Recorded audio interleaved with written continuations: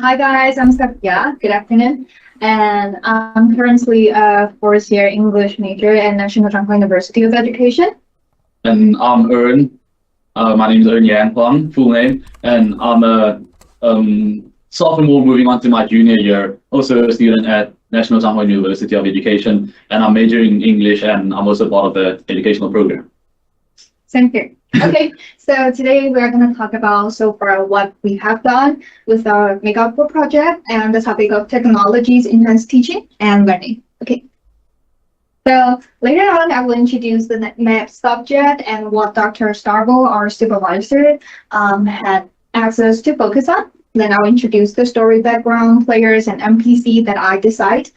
Then I will provide some class examples in terms of integrating NPC and their characters' role with the course material. Then Ern will talk about how he implements these in the map. Then we will wrap up our presentation with the challenge we have faced. Okay, so just to let you guys know, the presentation might be a little bit overlap with my previous one because we have some newcomers today. Okay. So our topic for the map is Code Technologies, Enhanced Teaching and Learning, lecture by Dr. Stavro from the University of Strathclyde. And his course is mainly an online one for the postgraduate teachers.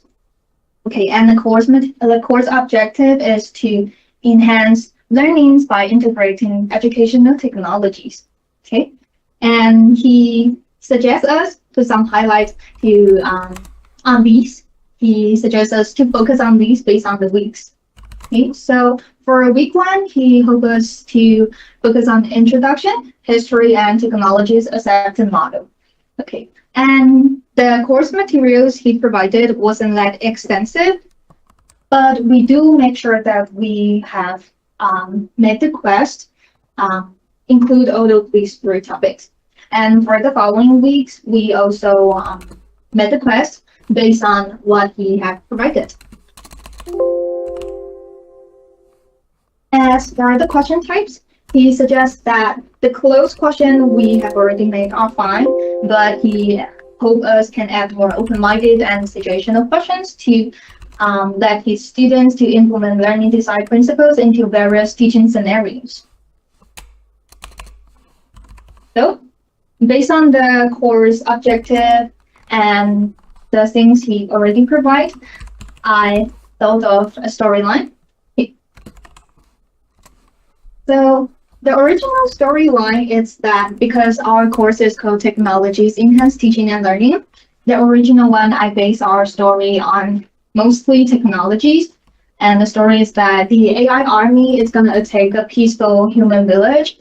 And humans have to investigate why the AI army did this, and they will try to defend for their own village. But as the story goes, they'll soon discover that the AI army is actually trying to mend bound with humans and is actually beneficial to humans. So the story will end with the army, the technologies finding harmony with humans. Okay. But after I review for our course material for the first 3 weeks, I realized that the course materials is more about teaching method and theories rather than technologies. So I revised the story setting a bit.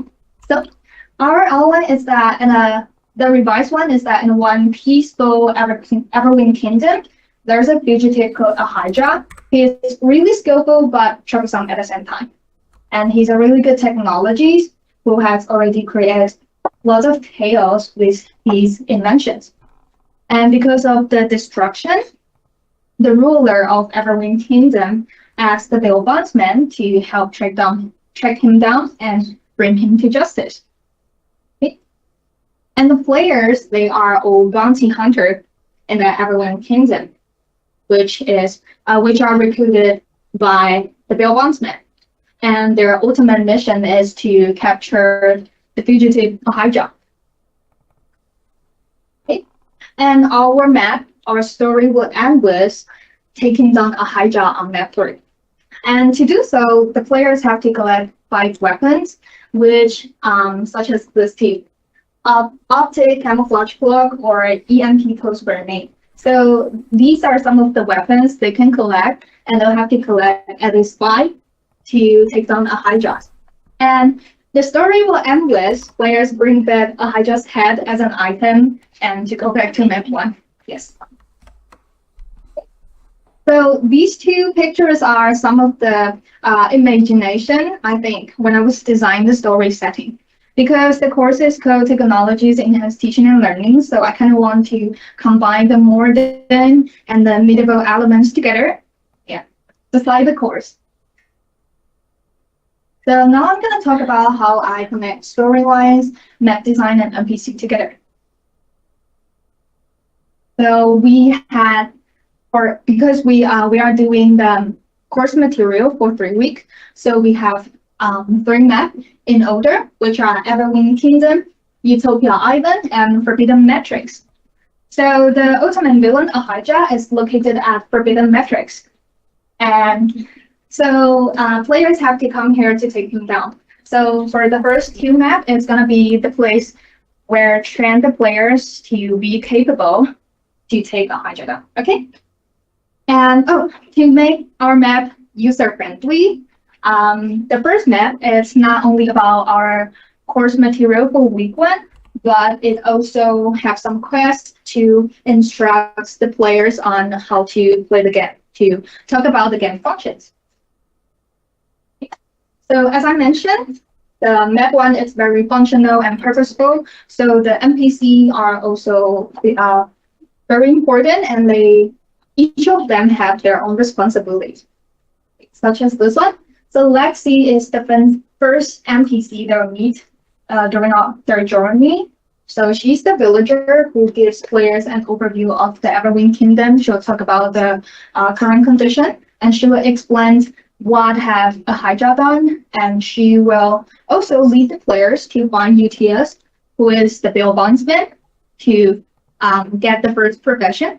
Okay, and we did have 3 levels for our profession, which are rookie, training, and elite bounty hunter. So UTS is the bail bondsman in our first map. So he is the head of bounty hunters in the kingdoms who recruit all the players to have the profession, bounty hunters. And he is also the NPC instructs the players on how experience point works.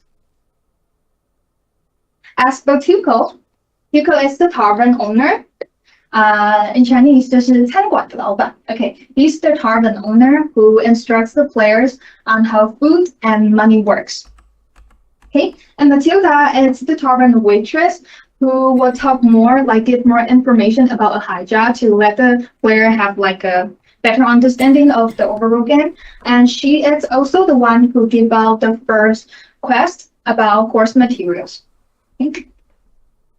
And these are the last 2 NPC for our first map, who are Pluto and Kobe. So Pluto is the pawn shop owner, 就是当铺的老板. So he's the pawn shop owner. So apparently he will bring up the concept of items. Okay, and Kobe is the one who guides the players to the second map, and he also guards the portal.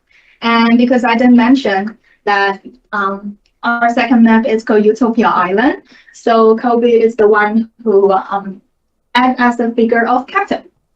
So these are the NPC for our first map, and following it, the NPC for our second map. And because I've already said that the bounty hunter, they are gonna trend on our second map and first map. So for this map, we just keep it simple. So the NPC here, it's gonna be a little bit less.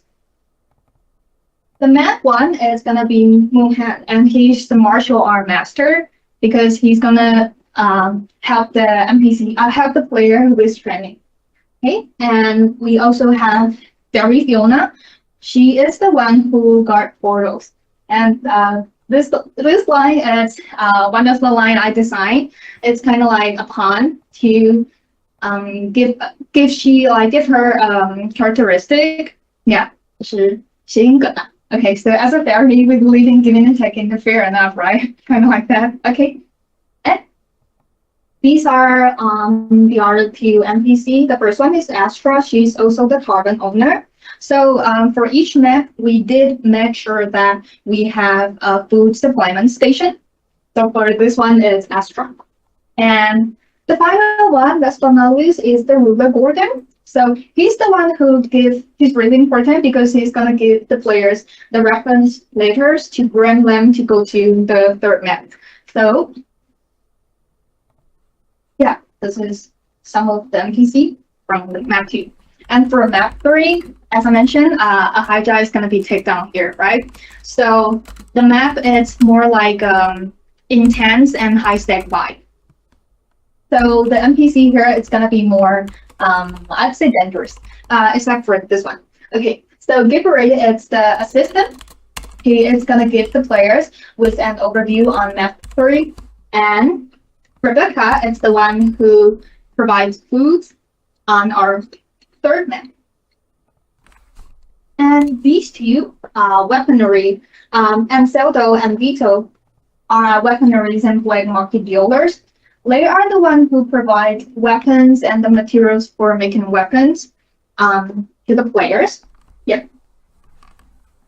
And the ultimate villain, Ahijah, he's the one, the players have to defeat.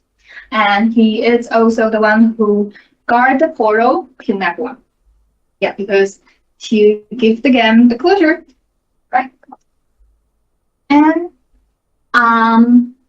for the last week, what I have been doing is to incorporating quest question and the NPC's characters and roles together because I want to make all the questions to fit the game better and just like make it more coherent and comprehensive. So I did make lots of revisions and I'll give you guys some of the examples.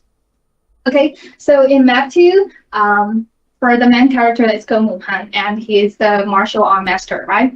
I'm incorporating his name and his role in our quest. So for this one, such as this one, is that in the Muhan's martial art dojo, in some of the situation, young bounty hunters are often allowed to use a kind of watch to connect with their friends and families. However, some of the bounty hunters repeatedly skip classes, so he decided to take away his privilege for a week.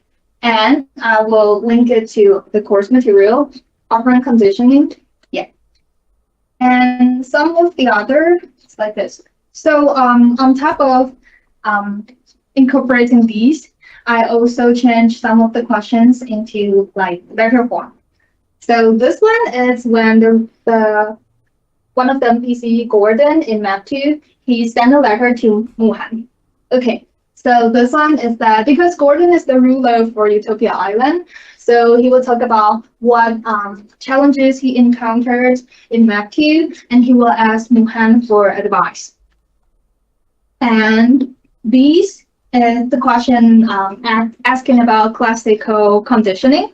Yeah, and for all of the options, I've also changed it into some of the challenges Gordon will face.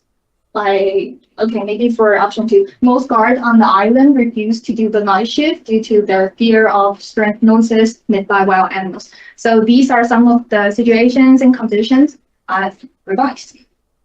And on top of that, I also have this one. So I don't know whether you guys remember or not, but I mentioned that Gordon is going to give a reference letters to players to grant them to the third island. So I incorporate the name of the third island and also the second island to let them, have a better understanding of what they're doing and what they're going to do in the quest.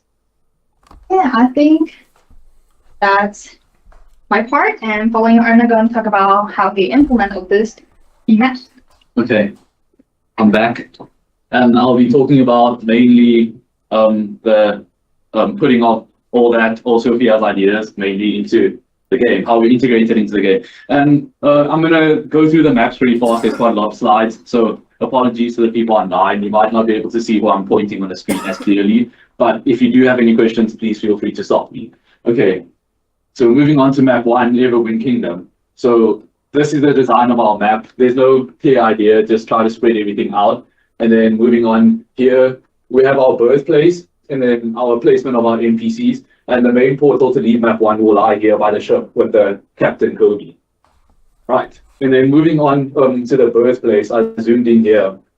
And that's 010 at the gates is where the birthplace is. And your first allowed movement, which is down onto 110. And that's where you'll meet your first NPC. So to allow the players to have a more clear idea of how to play the game, NPC 1, Lexi, will then guide the player down to UTS, which is fairly close, where he introduces more rules of the game. And then moving on next, we'll zoom into this part, where you can see it's the groceries and the restaurants, and that's where Tuco and Matilda is. So Tuco is the tavern owner, and Matilda is the waitress and tavern owner. So to give food and so on, Matilda gives more information as mentioned earlier. Then next on we'll move over here. So we can see this is in a very excluded corner on the map. You're only allowed to enter from here because the original characteristic of Pluto was sly and mysterious. So that's why we decided to place him in a corner of his own. And that's where the pawn shop is located, and where he gets introduced, where the player gets introduced to how items work in the game. Okay, and then moving on to this corner here by the harbor, that's our portal to exit map 1, and that will be where Kobe is, and he's the one who takes you on the ship to map 2. Now moving on to map 2, known as Utopia Island. So this morning I actually took a last glance at this map, and I realized that over here is one of the issues I'll discuss later, but I actually included water to this end, so it's a fully island right now if you open it on Mega World. Okay, so this is our placement, NPC placement. So from map 1, the portal's here by the ferry. So the player has to find the ferry. Moving on to here, zooming in, the player has to find the ferry anywhere around these blocks. So you can see here quite wide, 320 to 923. And then the ferry mainly guards the portal back to map 1, which you have to be level 2, and the portal to the next map, which you have to be level 4. And then moving on, I'm going to zoom into this area here, and that's where Wuhan is. He's the master that trains the next profession in our game, known as the trained bounty hunter. And yeah, I try to create a trading class over there, boards, classes. And then moving on, I'm going to zoom into this corner here at the bottom right, bottom left. And then that's where Astra is. She provides food, so I thought suitable to have camps around. And then lastly, moving on to this castle over here. Obviously, that'll be the ruler of the island, known as Gordon. So the player ultimately has to complete his final quest in order to get permission to go to map 3. Now, map 3, Forbidden Matrix, this is how the map is designed. It looks quite organized, but I try to make it look as unorganized as possible with the little puddles of lava everywhere. And this is the placement of NPCs. So we have our Gibbery, the monkey, placed in this corner. I'm going to zoom in, and he basically introduces the player to this map and guides him around. So I thought I'd put him closest to the entrance of the map, which is in this corner. And then moving on, I'm going to zoom into this corner and this corner. So I try to spread them out because one's a relief center and one's a weaponry center. So it's quite a big contrast between the two. So zooming in here, it's Rebecca, the relief center, the food provider of this map. And then moving on, we have the other corner is Ansaldo, which provides the weaponry and guides the player to find higher. And then over here, right here in the middle, we have the black market before the palace of Haya. And that's where Vito is, and he provides materials in order to craft the final weaponry to defeat Haya. And then zooming into this castle over here, we have our ultimate villain, Haya, in that corner. Yeah, so that's our introduction to our maps. And then I have created a document, so you guys can have a look at that. It's basically just the basic information of our maps. Okay, and then moving on. Moving on. Oh, we have our NPCs. So you can take a look at that. There is a link included, but I'll open this. So if there's any questions, feel free to ask. So we have our different categories. We have our, all of these are hyperlinks to the player's profile on the management system. And then the icons where they are and the quests that they will have, the professions that they train if they do, and the items which they sell if they do sell any items. And lastly, the portals, if any of these NPCs have portals.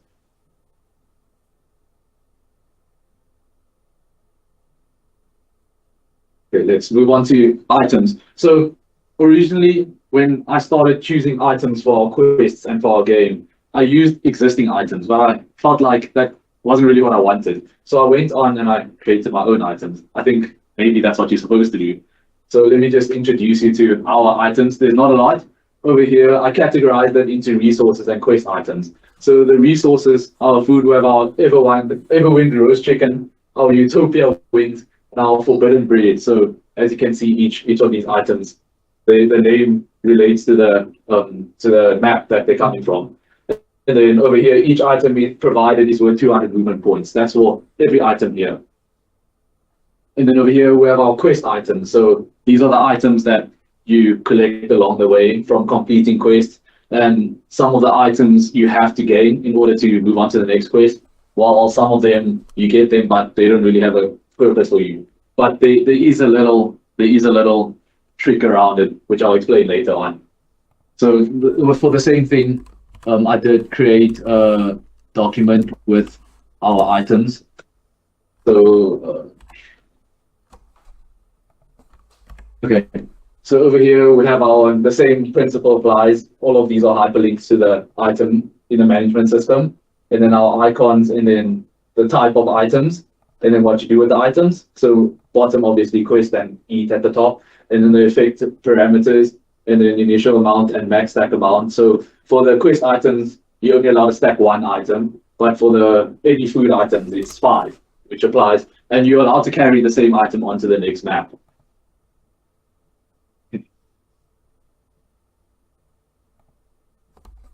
And then moving on, we have our quests. So this is basically the type of quest that I used and how I put the quests into the game. So our quests, in the management system, if you go to the quests for our maps and the quests that we created, the first to 6th and the 8th quest, I don't really consider them as quests because they are the directions to guide the player on how to play the game. So all of these quests are multiple choice, but there's only one option, which is basically the player's expected response to what the NPC is saying. So that all of these quests explains the need for completing quests, food, money, the use of the experience, and portals. So these are the NPCs that explain the quests.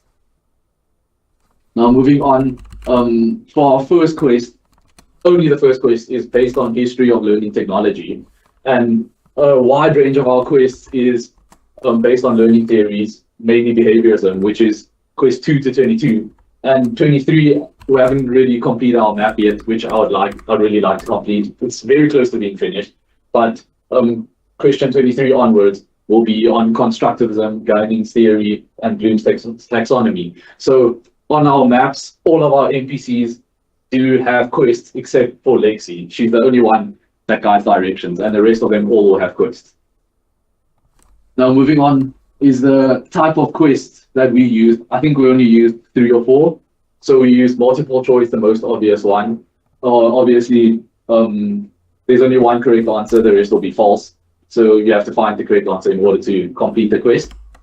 And then multiple choice, select multiple. So there is a question, what are some of the elements of behaviorism in teaching machines? And these are the questions that you have to select multiple, and you have to get them right in order to complete the quest. Now this was one of the quests that I used the most in our game, which was the long text answer. But I decided to use it in 2 different formats, known as word answer and long answers. So for the word answer, here's basically fill in the blanks. Or some of them have special terminology, which is only one word. And over here, as you can see in the traditional view of behaviorism, learners are seen as, and then there's a line, recipients of stimuli, and the answer will be passive. So if you just key in passive, it'll be right. But I did change the base to 60 to 80%. So that means if you key in anything similar to passive, you'll most likely get it right. Now moving on to the more complicated one, which is the long answer and literally long answer. Some of them are not as long, some of them are a bit longer. The example that I provided is a relatively short one, but over here, the question is, could you help the paper reads? So basically, in the quest, it's a newspaper that's been smudged with ink. And the question was, could you help me figure out what's missing? The paper reads, one of the challenges of technology enhanced learning is to rethink the role of teachers, which ... That means the sentence does finish in the course, but doesn't finish over here. So the learners are expected to know how to finish off the sentence. And over here with the longer questions, the base for reward is 20 to 40%, which is very low. But after discussing with Dr. Stavros, that's what he essentially wanted, because he specifically said that in his course, he doesn't see anything as the wrong answer. So that's why we decided to make it 20 to 40%, which means that if you type anything along the lines related to the answer, you'll get it right. And I did experiment it before. The only problem is if you do paraphrase it and you do change the wording a bit, it takes maybe double to triple the time to mark. But if you do use it word for word, it does mark almost instantly.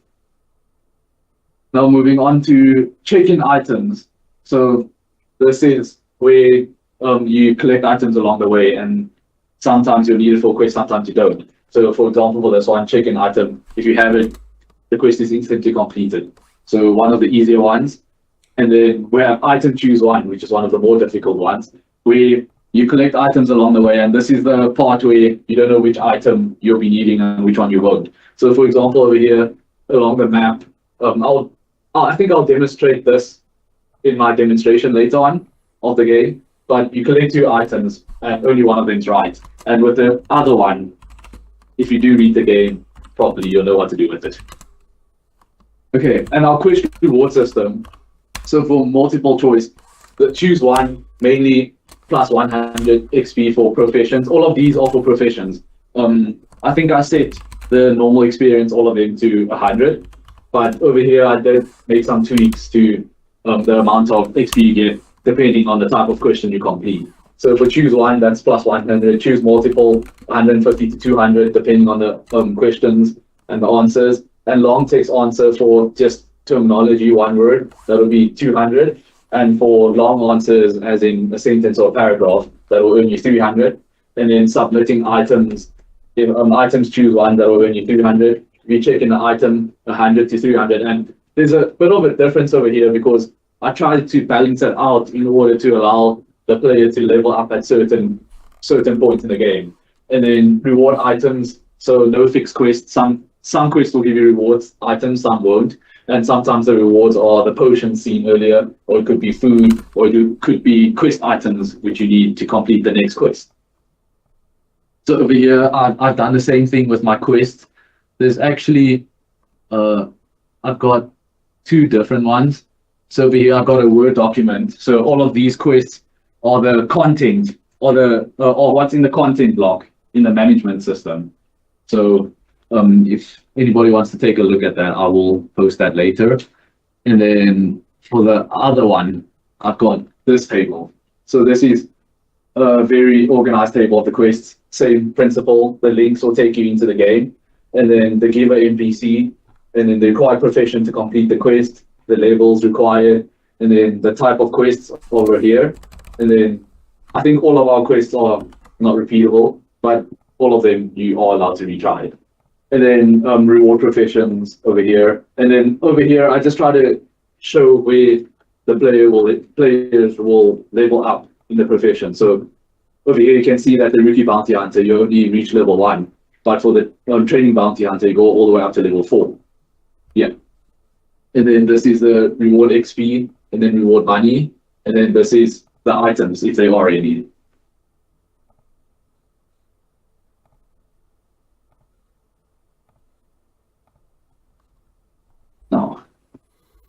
moving on, we have Sophia back to explain some of her challenges. So some of my challenges. I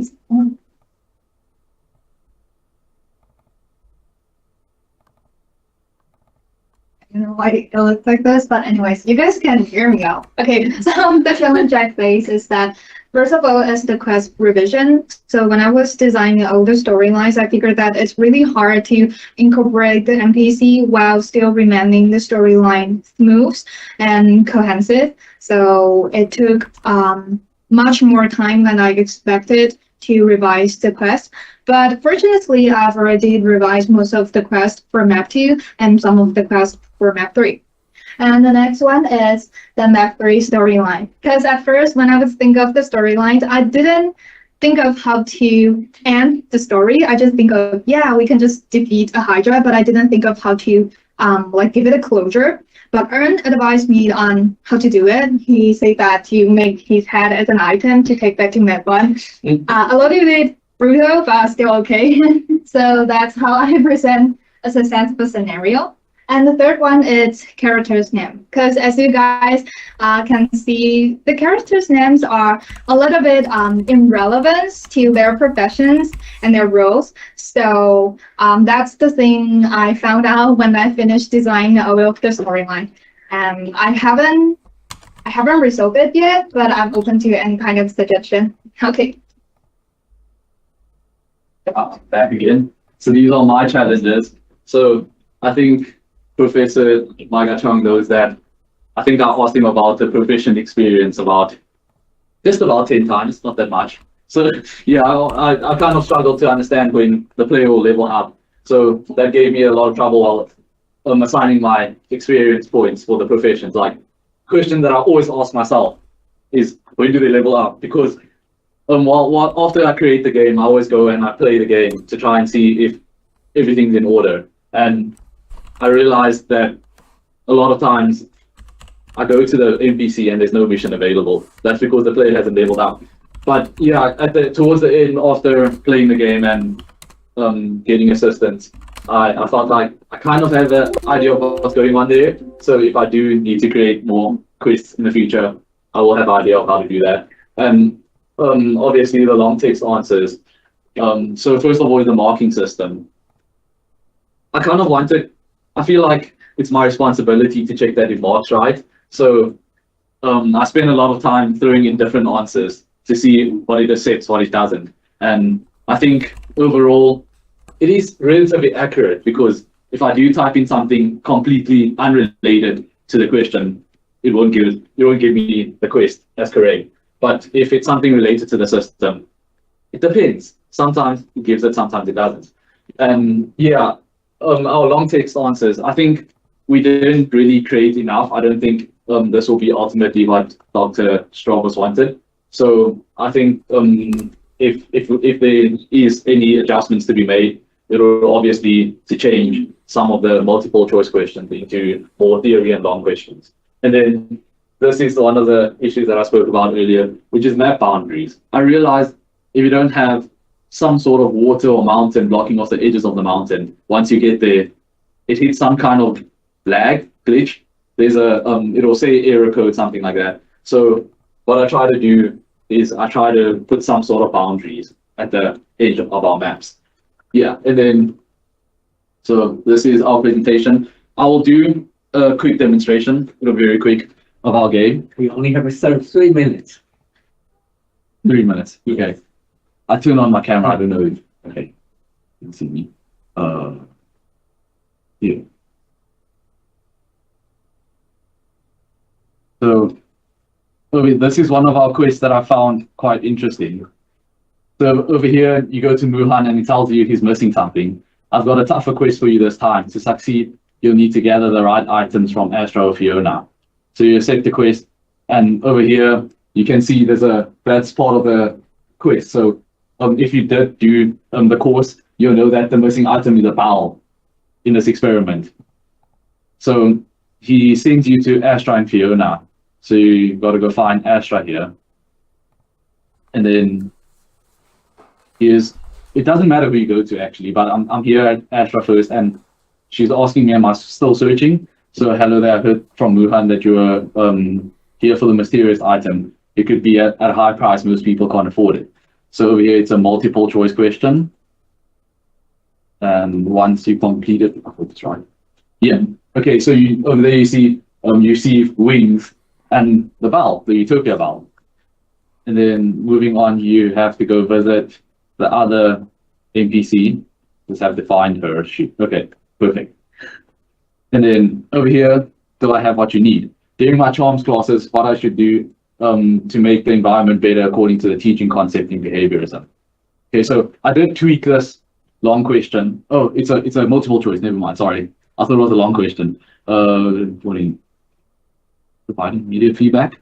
Yeah. Okay. There you have Fiona's mysterious potion. So moving on, if you go to Wuhan over here.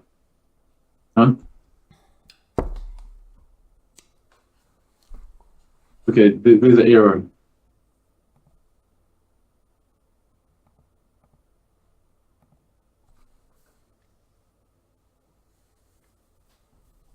I think this is a level issue. If you give me a second, I can fix that. No, wait. What if I go to quiz? Yeah, over here. So you need the following items to complete the quiz. But I do have the following items. Yeah. But I don't know why the quest is not showing.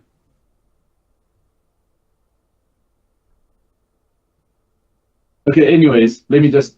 Should be the other guy. I mean, the I'm supposed to complete it here. Yes. Yes. Okay, sorry, yes.